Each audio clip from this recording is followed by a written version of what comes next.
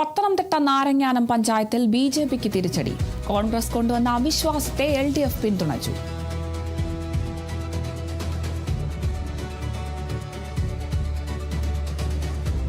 നിലവിൽ ഈ ഭരണ സമിതിക്കെതിരെയുള്ള ഒരു ജനവികാരമുണ്ട്. കൃത്യമായിട്ട് കാര്യങ്ങൾ നടത്താത്ത ഒരു സാഹചര്യം വന്നപ്പോൾ ജനപ്രതിനിധികൾ നമ്മളെ പാർട്ടിയെ സമീപിച്ചു. അതിൻ്റെ അടിസ്ഥാനത്തിൽ നമ്മൾ പാർട്ടി തീരുമാനമെടുത്താണ് അവിശ്വാസം കൊണ്ടുവരിക എന്നുള്ളത്. ഇതിൽ UDF കൊണ്ടുവന്ന അവിശ്വാസം പാസ്സായിരിക്കുകയാണ്. 6-6 എന്ന നിലയിലായിരുന്നു കഴിഞ്ഞ ഭരണസമിതി നമുക്ക് നഷ്ടപ്പെട്ടത്.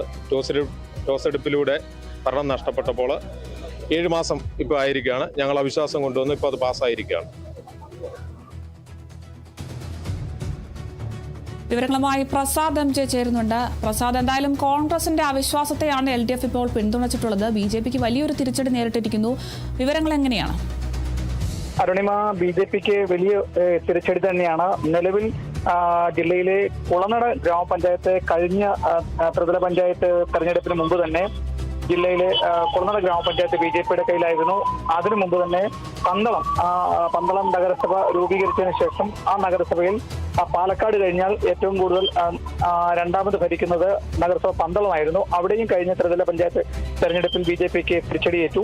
ഒടുവിൽ ഇപ്പോൾ നാരങ്ങാനം പഞ്ചായത്തും BJPക്ക് തിരിച്ചടിയാവുന്നു. ജില്ലയിൽ ഈ കഴിഞ്ഞ 1 മാസം മുമ്പാണ് ഈ ഭരണസമിതി അധികാരത്തിൽ ഏറിയത്.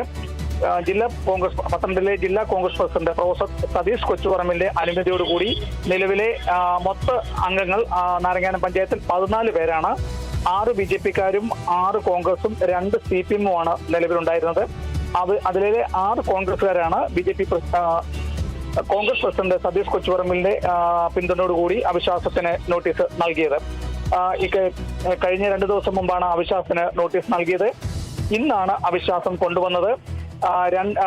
കഴിഞ്ഞ തെരഞ്ഞെടുപ്പിൽ അവിശ്വാസത്തെ ഈ 14-അംഗ ഭരണസമിതിയിൽ BJP അംഗങ്ങൾ ഭരണവുമായി മുന്നോട്ട് പോയപ്പോൾ അവർ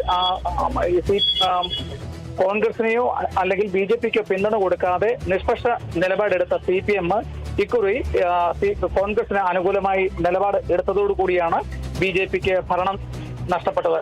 അന്ന് BJP ഭരണത്തിൽ കയറുമ്പോൾ ഈ കോൺഗ്രസും BJPയും 6-6 എന്ന കക്ഷിനിലയിൽ പ്രസിഡന്റ് സ്ഥാനത്തേക്ക് ടോസ് ഇട്ട് നിർണയിച്ചാണ് പ്രസിഡന്റ് സ്ഥാനവും BJPക്ക് കിട്ടുകയും വൈസ് പ്രസിഡന്റ് സ്ഥാനം കോൺഗ്രസുമായിരുന്നു. അങ്ങനെ ചർച്ചയില്ലാതെ 1 മാസത്തെ ഭരണം മുന്നോട്ട് കൊണ്ടുപോകുന്ന വേളയിലാണ് കോൺഗ്രസ് അവിശ്വാസം കൊണ്ടുവരികയും ആ അവിശ്വാസം CPM-ന്റെ 2 അംഗങ്ങളുടെ പിന്തുണ കൂടി ഇപ്പൊ പാസ്സായിരിക്കുന്നത്.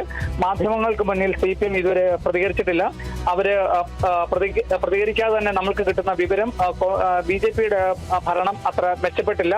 അതുകൊണ്ടാണ് ഞങ്ങൾ ഈ തീരുമാനമെടുത്തെന്നുള്ളതാണ്. ഇനിയിപ്പോ നമുക്ക് ജില്ലാ CPM-ന്റെ ജില്ലാ സെക്രട്ടറി രാജീവ് അബ്രാഹാമിന്റെയും അതുപോലെ തന്നെ സംസ്ഥാന കമ്മിറ്റി അംഗം AP ഉദയഭാന്റെയും ഒക്കെ പ്രതികരണം നമ്മൾ എങ്ങനെ ഈ കോൺഗ്രസുമായിട്ട് ഭരണം പങ്കിടുകയാണോ, എന്തുകൊണ്ടാണ് കോൺഗ്രസിനെ CPM പിന്തുണച്ചത്, നിലവിൽ അതോടൊപ്പം തന്നെ BJPയുടെ സംസ്ഥാന അധ്യക്ഷൻ കുമ്മനം രാജശേഖരൻ ആറന്മുളയിലുണ്ട്. മാധ്യമങ്ങൾ ഇപ്പോൾ കാണും.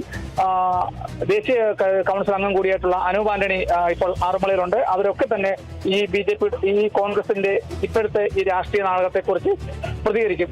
നിലവിൽ ഇപ്പോൾ നാരങ്ങാനം പഞ്ചായത്തിൽ BJPക്ക് അങ്ങനെ ഭരണം നഷ്ടപ്പെട്ടിരിക്കുകയാണ്. അരുണിമ, ശരി, വ്യക്തമാണ്. പത്തനംതിട്ട നാരങ്ങാനം പഞ്ചായത്തിലാണ് BJPക്ക് വലിയ തിരിച്ചടി നേരിട്ടിരിക്കുന്നത്. കോൺഗ്രസ് കൊണ്ടുവന്ന അവിശ്വാസത്തെ LDF പിന്തുണച്ചതോടുകൂടിയാണ് BJPക്ക് ഇത്തരത്തിലൊരു തിരിച്ചടി നേരിട്ടിരിക്കുന്നത്. കൂടുതൽ വിശദാംശങ്ങൾ നൽകിയത് പ്രസാദ് MJ ആണ്.